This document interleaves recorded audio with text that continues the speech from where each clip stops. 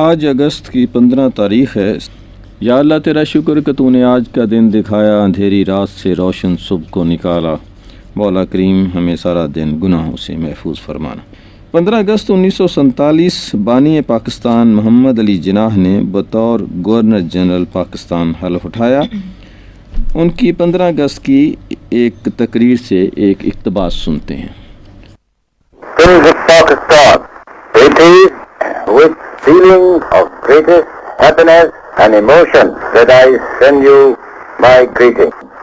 August the 15th is the birthday of the independent and sovereign state of Pakistan. It marks the fulfillment of the destiny of the Muslim nation, which has made great sacrifices in the past few years to have its homeland. At this supreme moment, my thoughts are with those valiant fighters in our corps who readily sacrificed all they had, including their lives, to make Pakistan possible. Let me assure them that Pakistan would remain grateful to them and cherish the memory of those who are no more. The creation of the new state has placed a tremendous responsibility on the citizens of Pakistan. It gives them an opportunity to demonstrate to the world how a nation containing many elements can live in peace and amity and work for the betterment of all its citizens, irrespective of caste or creed. Our object should be peace within and peace without. We want to live peacefully and maintain cordial, friendly relations with our immediate neighbors and with the world at large. We have no aggressive design against anybody. We stand by the United Nations Charter and will gladly make our full contribution to peace and prosperity of the world. Muslims in India have shown to the world that they are a united nation, and their cause is just and righteous, which cannot be denied.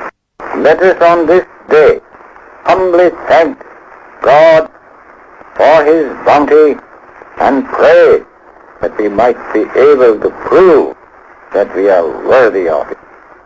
This day marks the end of a poignant phase in our national history, and it should also be the beginning of a new and a noble era.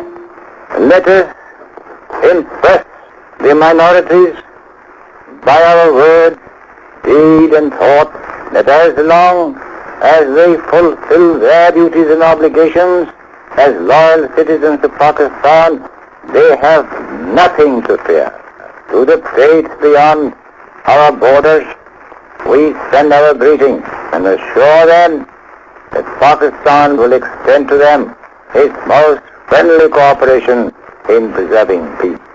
We have no ambition beyond the desire to live honorably and let others live honorably. یہ ابھی آپ نے ایک اقتباس سنا جو قائد اعظم کی اس تقریر سے تھا، جو کہ انہوں نے 15 اگست 1947 کو کی، جب انہوں نے گورنر جنرل کا حلف اٹھایا اسی دن۔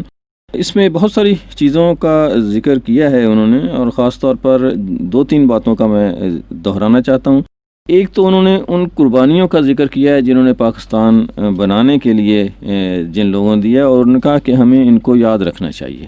تو ایک بات تو یہ ہے کہ ہم جب بھی یوم آزادی منائیں تو ہمیں ان قربانیوں کو نہیں بھولنا چاہیے جنہوں نے پاکستان بنانے کے لیے کیا۔ دوسرا انہوں نے کہا کہ ہمیں امن سے رہنا چاہیے، اور ہم ایک ایسا ہی خوبصورت ملک بنانا چاہتے ہیں جس میں امن ہو، اور اللہ کا شکر ادا کرنا چاہیے کہ وہ ہمیں اس قابل بنائے۔ اور جو ایک بہت اہم بات اس میں کی ہے وہ یہ ہے کہ منارٹیز کو کوئی فیئر نہیں ہونا چاہیے، کوئی ان کو خوف نہیں ہونا چاہیے، اور ہم اپنے ہمسایوں سے بھی اچھا رکھنا چاہتے ہیں۔ ایک بہت ہی شاندار جملہ انہوں نے آخر میں کہا کہ عزت سے رہو اور عزت سے رہنے دو۔ ہمیں ایک دوسرے کی عزت کرنی چاہیے، ہمسایوں کی بھی کرنی چاہیے، ہمسایوں کو ہماری عزت کرنی چاہیے، اور جیو اور جینے دو کے طرح کا ایک بہت ہی خوبصورت جملہ کہ عزت سے رہو اور عزت سے رہنے دو، ایک دوسرے کی عزت کریں، اور دوسروں اگر آپ چاہتے ہیں کہ آپ کی عزت ہو تو آپ بھی دوسروں کی عزت کریں۔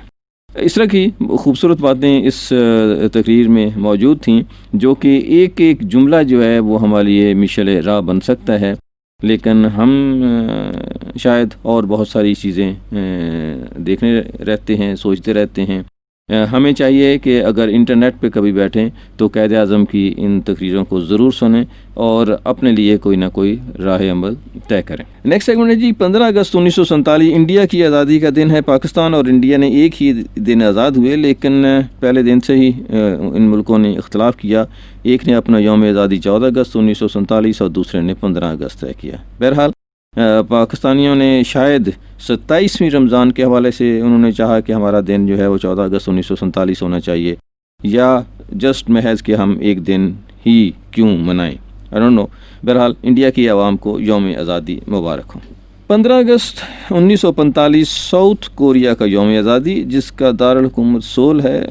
مشرقی ایشیا کا ایک ملک ہے جس کے ایک طرف چائنا لگتا ہے، جاپان، شمالی کوریا اس کے ہمسائے ہیں۔ کوریا میں بادشاہت کا دورہ رہا، بعد ازاں اس پر جاپان نے قبضہ کر لیا۔ کوئی 1910 سے لے کر 1945 تک اس پر جاپان کا قبضہ رہا۔ دوسری جنگ عظیم میں جب جاپان نے روس اور امریکہ کی فوجوں سے شکست کھائی تو امریکی فوجوں نے کوریا پر قبضہ کر لیا۔ آخر ایک ملک کے دو ملک بنا کر ان کو آزادی دے دی گئی۔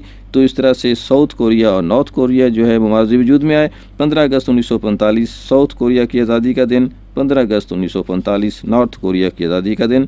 دونوں ملکوں کے عوام کو یوم آزادی مبارک ہوں۔ 15 اگست 1973 کو یو ایس آرمی کا براہ راست ویتنام جنگ میں عمل دخل بند کر دیا گیا۔ کانگریس کے ایک قانون کے تحت، ایک امینڈمنٹ کے تحت کہ بس بہت ہو گئی۔ ویتنام جنگ 1 نومبر 1955 سے لے کر 30 اپریل 1975 تک لڑی گئی، یعنی 19 سال اور 180 دن۔